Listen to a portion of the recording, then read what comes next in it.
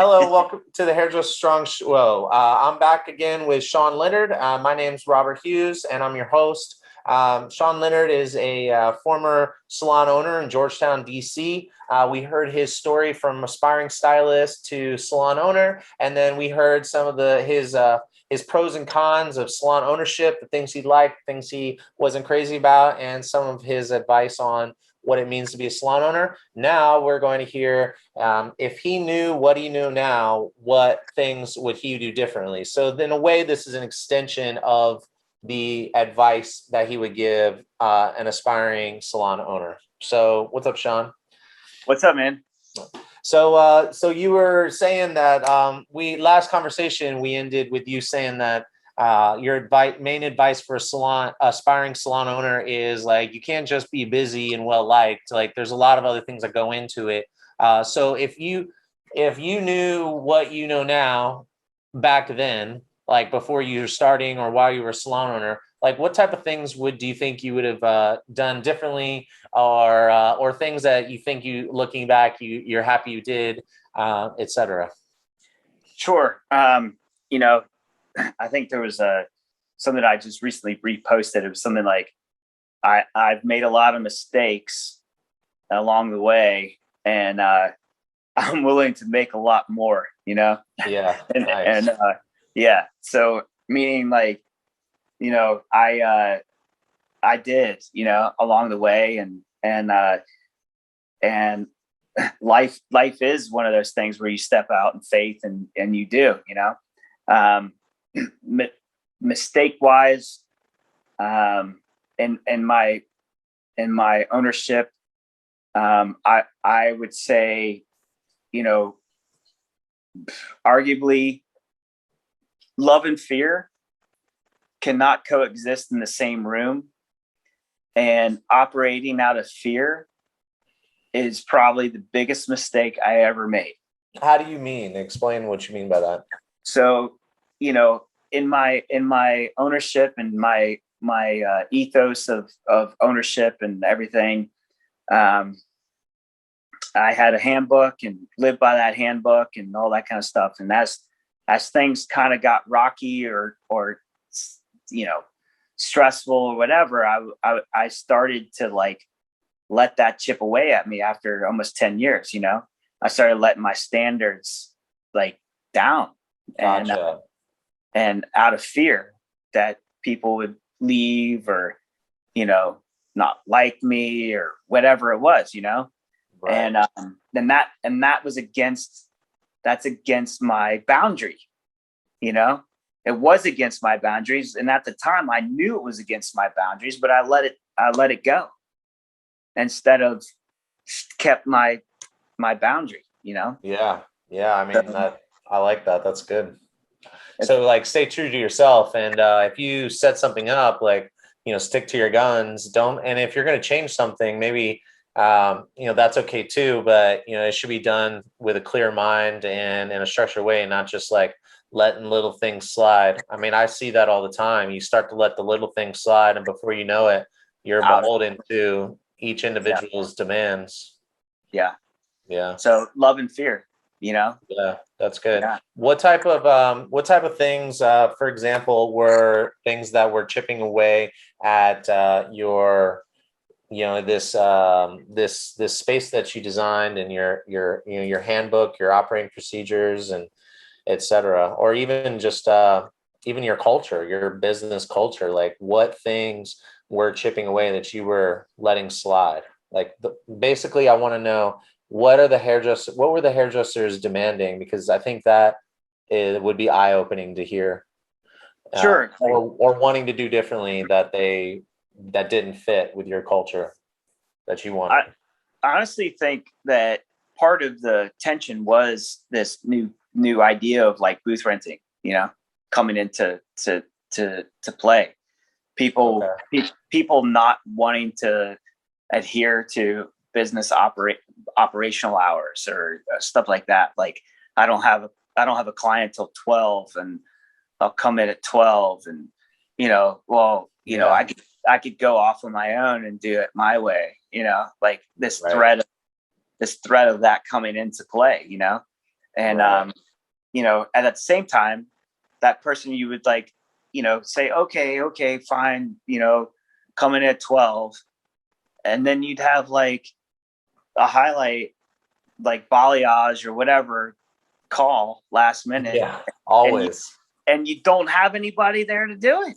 Yeah, totally. I mean, that's like the typical hairdresser like thing. I mean, I could be like that too. And like it took me a long time to understand that if you want to build a book and you want to be busy, then you need to be present. And but yeah, I mean, that's hairdressers don't like to show up if they're not busy, but they don't get busy because they don't show up when they're not busy. Right. Yeah. Okay, what else is there? So the flexibility in working hours, and which also erodes the business because you don't have people there. So that's like a double whammy. Not only are you impacting the culture of like and like saying that like I have these rules and if you follow them, because the second you give up on one rule, that means that all the rules are up for debate. So what other type of things were impacting your ability I to mean, keep that control and that culture intact? so then, the idea that we were a educational salon, and I had these requirements to create education, and you know um, people started to push back on that too, because like people wanted it and they say they want it, but at the end of the day, do you really want it? Like, Right. Do you want to stay late or coming on your day off? right. Yeah. And there's only so many days in the month and the week and the year, like I've had friends that are like Gino Stampora. I've had the privilege to be friends with him and talk to him, and he's a very well-known inspiring speaker, educator within the industry. There's 365 days in the year and 52 weeks, and by the time you eliminate holidays and all that within it, there's only so many days or weekends within the year that people really want to come, Right. and when you say you want to do education and you want that education as a hairdresser and somebody who's aspiring to be this somebody you're not yet, I tend to find that people really don't want it. Yeah. Okay. So yeah, I mean, I've definitely seen and heard that as well. I want all these perks of education, which is something that a salon is more willing to give you than health insurance. And Right. and so if the salon's going to give it to you, but you don't show up, and then the salon is less inclined to give it to you. And the more people don't show up, then other people might not show up because maybe they're hungover or, they'd rather do something else that day. And they might even mean to come in until the last minute and something else comes up. Yeah. Yeah, that's a challenge. That's definitely a challenge. I guess when people pay for stuff, they're more likely to show up than if they're given to them. True. Yeah. And the other one of the other things that I implemented early on in my salon, and this was something that was probably really early on in the industry as a whole, and this is something called accountability. and I got to say it, millennials do not like that word. Okay. That's a very harsh word. That's like, it's a very harsh word. And it's a harsh word for even myself, accountability, owning up to your own action. Right. So, Right. and I say this, so I would have these weekly, monthly meetings as an individual with my staff. And people come into the industry with these expectations of wanting to make a certain numeric number, $100,000 a year, Right. or $200,000 a year. And so all I was doing was breaking down the math for them on a weekly basis. Yeah. So for you to make 100 grand, do you know what it takes to make 100 grand? Right. Do you know? On a daily basis, do you know? On a weekly basis, do you know? On a monthly basis, do you know? Because here's your number. on the daily basis. And this is where you're at right now.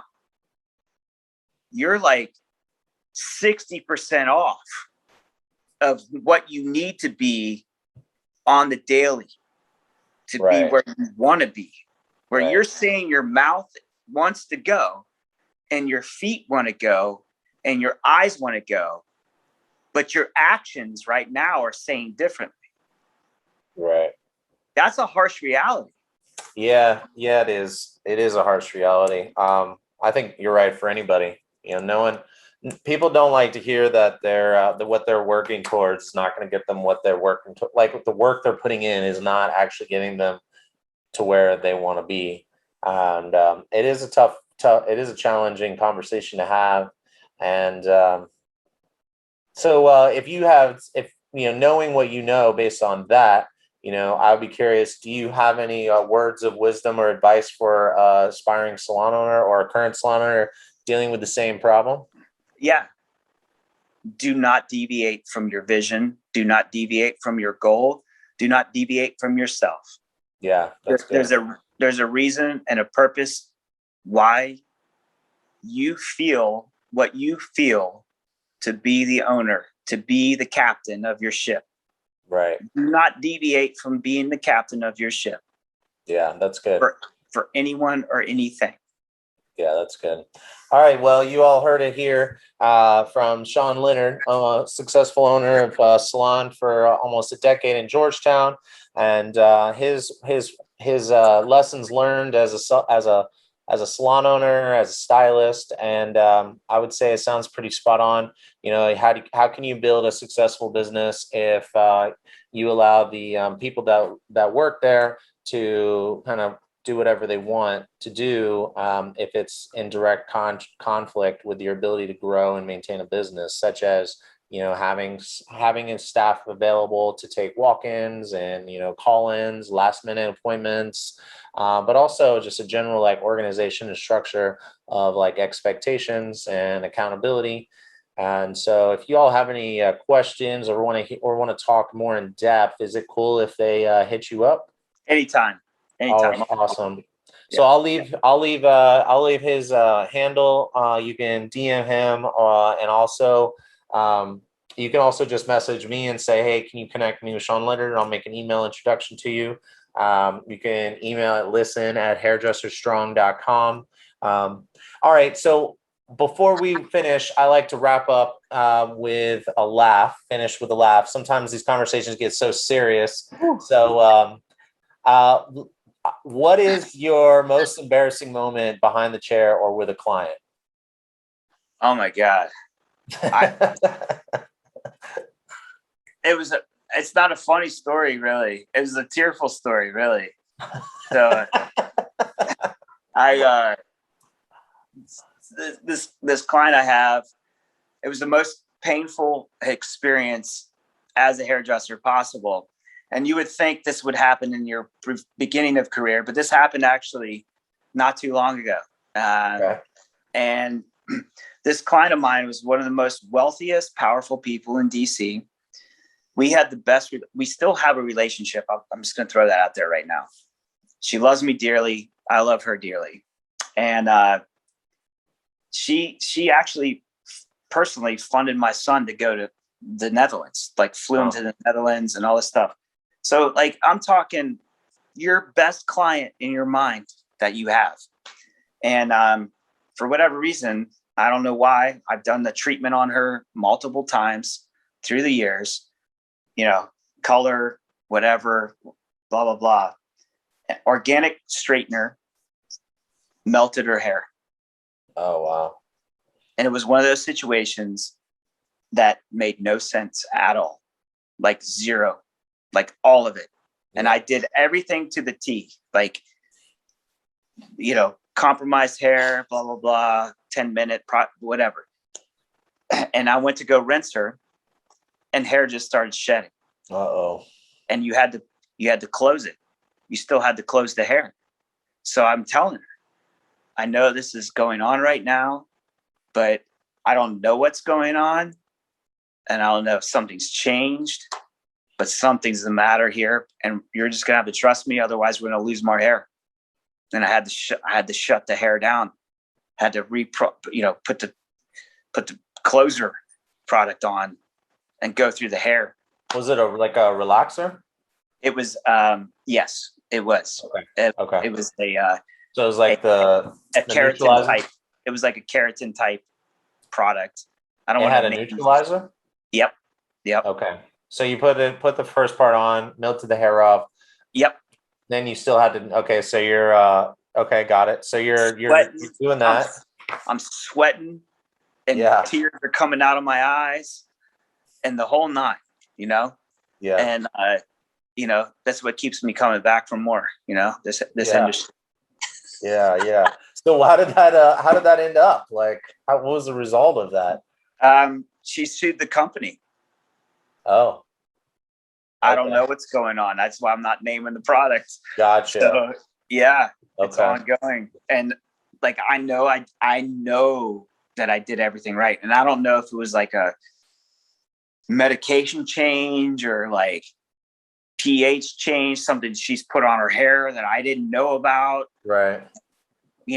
I mean, stuff can happen to the best of us, man. You know? Yeah. Wow. And it did for me. She doesn't go to me anymore, but we still talk. Okay.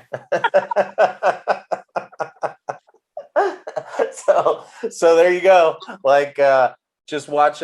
Sometimes some things are out of your control, and sometimes they are in your control, and you just can't figure out what exactly happens. And but you'll never know. But at the end of the day, the show must go on, and and sometimes that means you lose the client, and you just try to learn from there, I guess, right?